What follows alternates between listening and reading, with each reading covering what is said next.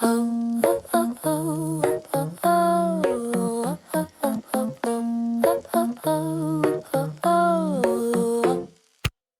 açıldı, planlar böyük. Güzgü dedi yenə də köhnəyəm mən. Ciddi sifətlə çıxdım evdən. Həyat başladı ritmlə dərhal. Dindik qaçıram, dindik gecikirəm, dindik çatmıram, amma məşğulam.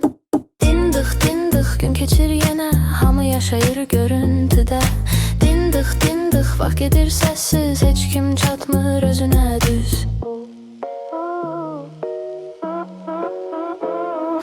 Gece motivasiya videoları, səhər unuttum hamısını. Böyük planlar yazdım dəftərə, bağladım, rahatladım içimi. Dindik inkişaf, dindik məqsəd var, dindik sabahdan başlayıram mən.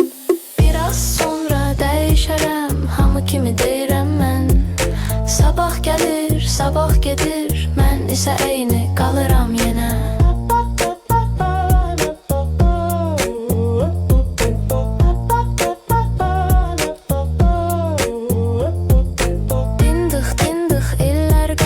Adam büyür, içi yatır. Dindik son gün gelir, hamı tələsir, heç kim yaşamır.